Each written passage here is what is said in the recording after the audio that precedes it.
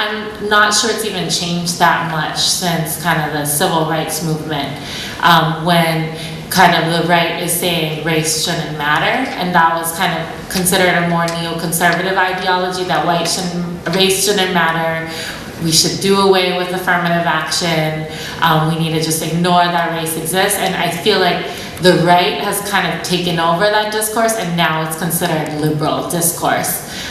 So with Obama kind of representing this kind of liberal multicultural discourse of a person of color doing a white thing, which is running a racist capitalist country, the United States, now it's kind of become this liberal image that we're all aspiring to. So I think absolutely liberal multiculturalism needs to be done away with, and I can't say that I see much potential in liberalism today. Okay, so if I could intervene now. I agree with a lot of what you said, but I wasn't talking about existing liberalism, which, as you say, tends to evade race. You know, the model I was using was liberal feminism, which sort of does not have our agenda, but says we need to sort of, take liberal principles and liberal norms and liberal values and apply them to gender subordination. So, the idea would be that, liberal feminists would be saying mainstream liberalism has been patriarchal, it's been sexist, it's confined women to the household and has not sort of seen as this of justice. Nonetheless, you can transform liberalism, you can get a feminist liberalism out of it, which does take on these issues. So what I'm asking is, whether you think that kind of approach, that kind of theoretical optimism could be generalized to other areas of domination, so that you can then have an anti-racist liberalism which does not, dissolve white supremacy into multiculturalism, but says, look, there's serious structures of domination in terms of how the educational system works, in terms of how the prison industrial complex works, in terms of how residential segregation works, and in a committed liberal theory, a liberalism that's committed to racial justice will take on these issues. So absolutely, we're talking about mainstream liberalism, right, no disagreement with it there. What I'm really asking is, could a transformed liberalism be possible? Or do you think liberalism is just sort of so tied up historically with the evasion of these issues that no such transformation is really possible? I agree with the latter. No such transformation. Well, that's a short answer. So how are you defining liberalism? Okay, well, the problem is, I don't want to get too philosophical. I mean, Linda and I know the problems of trying to sort of, okay, so liberalism I'm sort of defining in a very general way as the ideology that arises in the 17th and 18th centuries in opposition to feudal absolutism, and which is nominally committed to the freedom and equality and self-realization of all individuals, but in practice defines individuals with gender prerequisites and with racial prerequisites. So it really ends up as focused on the freedom and self-realization and equality of white males. Yes, and of course, absolutely you're right. And then historically, certainly somebody like Locke, there's sort of property prerequisites as well. And what I'm asking is, could you imagine a transformed liberalism where the concept of an individual does not have those gender prerequisites, does not have those racial prerequisites? So liberalism that does seriously take on gender subordination, racial subordination, that asks questions about gender and racial justice. So I'm using liberalism in a kind of abstract, distinctively philosophical way, and I'm sort of distinguishing this kind of ideal liberalism from the actual historic liberalism that has been dominant in the Western world. So Sam, do you want to give it a bit more context? Or do you still want to say absolutely not? As long as it's tied to the capitalist structure, as long as capitalism exists, that dream of liberalism is going to be distorted by the demands of capital. If you're talking about a society or a world that is no longer under the capitalist domination and is moving towards a more egalitarian world system, yes, then the liberal constructs of gender and race will be positively transformed. It will have literally no choice but to go in that direction. Because otherwise, it'll be part of the in that stage, the latter years of the Tea Party kind of structure, which in that period would be absurd. They would be like more, instead of being central and taken seriously, that kind of formation in wherever it may be would be taken as a comedic, brief break from things, you know. So as long as we see the construct of capitalism being dismantled and being transformed into something else, then that, yes, I would agree with that. Well, you know, I hate liberalism. I mean, the first pamphlet my 35-year partner gave me was Combat Liberalism by Mao. I mean, liberalism gave us post-racialism, right? That's what it's giving us, I think, as you talked about.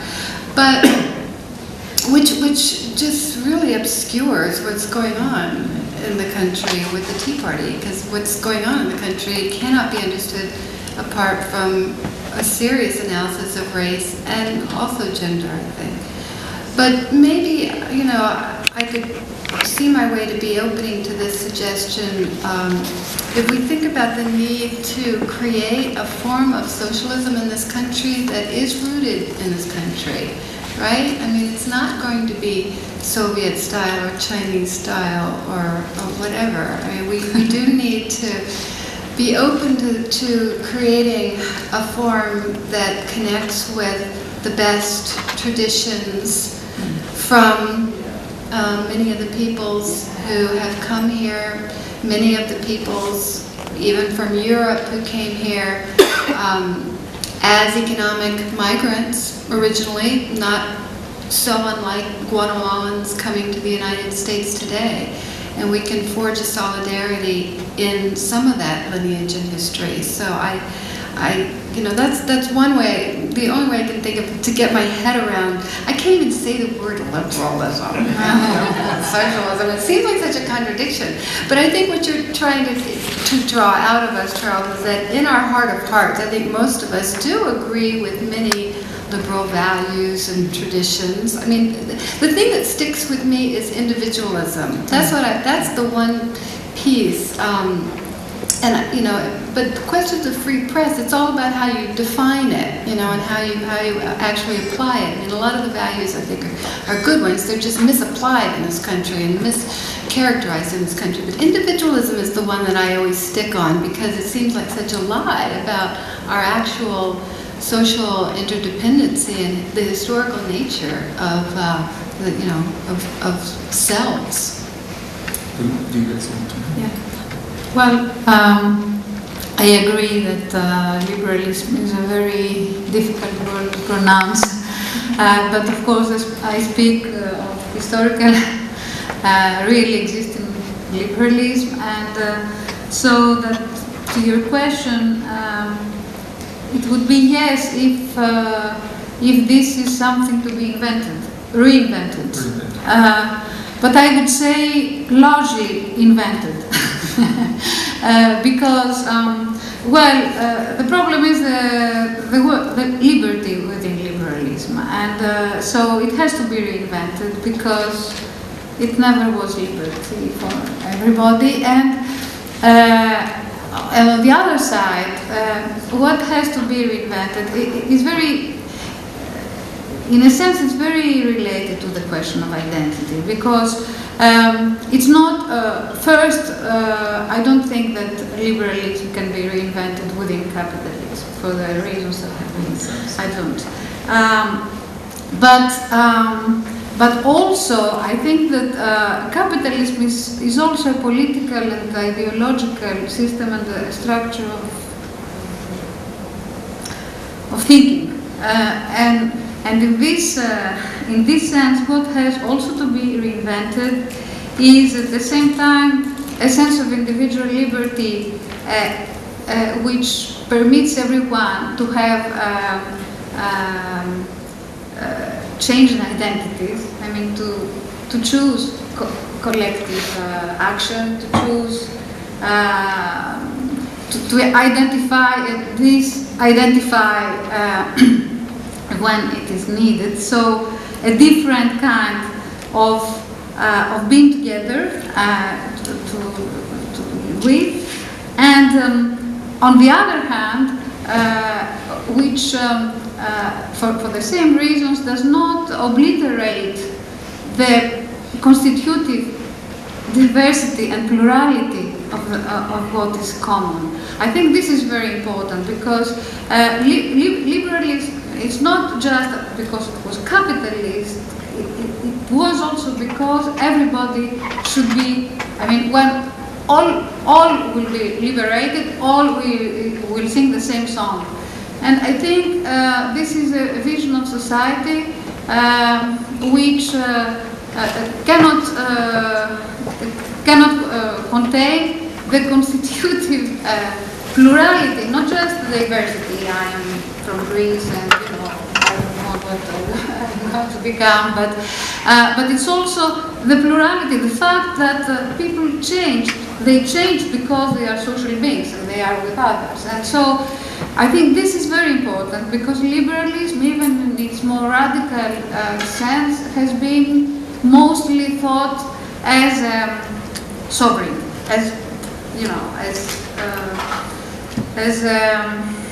rouleau compresseur, as a bulldozer of singularities. But singularities make collectives and make and are capable, as you said, to arrive to a reinvention, a real reinvention of liberty. So the assimilationist part of liberalism, I think, is very dangerous. Well, I think that was very well said, and I would agree. I think part of my struggle with the word is that it's at least now deeply tied up in conversations that Eleni alluded to earlier about sort of modernity and versus tradition, and that, you know, the sort of the necessary evolution of backward, you know, Muslim cultures is to become, you know, move from being illiberal societies to liberal societies. And I think, so it's very laden and very tied up with, I think, the, you know, the sort of colonial project, the Enlightenment project. That being said, I think there's a kind of reaction to that is, you know, there's a critique of that says everything liberal is bad, and I don't accept that either. So, but I like more the idea of sort of thinking about plurality, you know, democracy, not as a substitution, but what kind of society would allow for both plurality and for the kind of flourishing of the individual in its many forms and fluidities.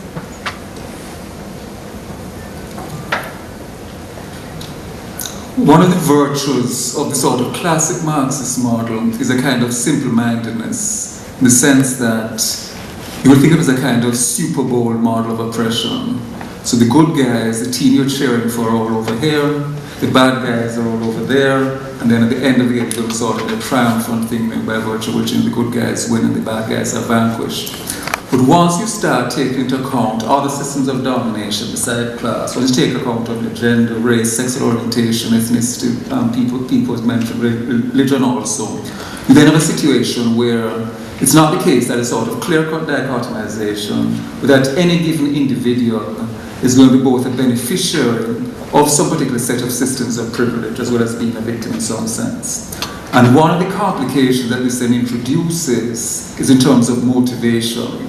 In other words, if it's the case that, you know, people just have class identities, you can claim you're working class, you then have a sort of clear-cut objective set of interests, at least at the time period when socialism was seen to be something viable and attractive.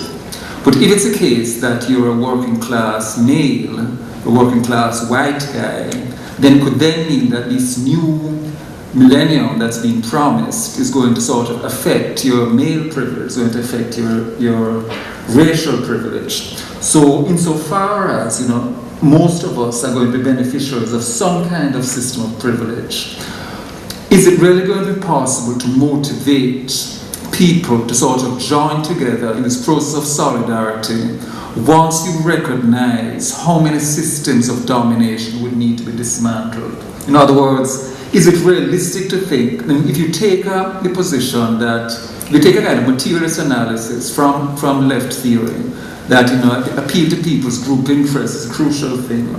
Are you really going to be able to find a political project that will unite people when the goal is to sort of eliminate all these systems and the people are going to lose from that? If you want, I can start over there to give us some time to think. Okay, something else. Well, I think the reality is that all women don't have the same interests, all Latinos don't have the same interests, even all workers don't have all the same interests. So it does complicate the picture, and I think we have to be clear-eyed about those conflicts now and in the future. But I would just say one thing on this too. I think that one of the problematic tendencies of some interpretations of Orthodox Marxism was, material reductionism that has fed into the social science view of human beings as rational utility maximizers based on material goods. So we basically act on the basis of conserving or amplifying our material goods. And that's one way in which people understand social conflicts, and which we might understand these kinds of conflicting interests that you're talking about. But clearly that's that's an inadequate, fairly barren notion of human behavior and human motivation. Clearly states often act against their economic interests, and individuals often act against their economic interests. And we might say, well, they're just being irrational and inconsistent when they do so, but we might also say maybe they're acting on the basis of other interests. I do think that a lot of people, one interest that is quite in evidence of a lot of people is the desire to feel like they're part of a moral community, like they're a contributing part of a moral community. People make enormous sacrifices to save victims and disasters and to go to war. Not all the time out of economic motive, but sometimes out of the desire to feel positive. And I think that can be drawn from to cut across economic interests. So people can be and are motivated to give up privileges in terms of economic payoff in order to gain a sense of being a contributing part of a moral community. So I'm not totally fatalistic on the inevitability of our conflicts. Before you pass it on, and I didn't just mean economic privilege, because there's also status privilege. There are things with being a man in a sexist society or a white person in a racist society that are not now reduced to just sort of straight economic benefits. And you'll be losing those also in the sense that you'll be eliminating the status hierarchy of men over women, over whites, over people of color. Could you just say something about that? Yeah, I don't want to be naive about this, but I don't think it's a hopeless quest to try to address that issue, because in every case of unearned privileges, there is a loss as well as a gain in psychic distortion and self-obfuscation that your own work has shown, the epistemologies of ignorance, the way in which we are in denial about our reality and we put blinders on about our society and ourselves. So there's a loss to unearned privileges in every case, and not everybody's going to be worried about that. They're going to say, they don't care. They'll continue to be on the other side of the Super Bowl. But some people are motivated to think differently, notice differently, and act differently because of those considerations. I think we don't have to go too far to see this kind of experiment trying to be worked out, and by looking at Cuba. In the 50 years of the Cuban Revolution, in the beginning, it's clear that the leadership in Cuba assumed that by decree, racism will end. By decree, sexism will end. By decree, class antagonism, class differences will end. You know, and so they in the 60s said that, you know, that they have dealt with the race issue in Cuba, but they did not. And that now in the past 20 some odd years, they realize that they haven't dealt with it, you know, correctly, and they have to deal with that. I think it's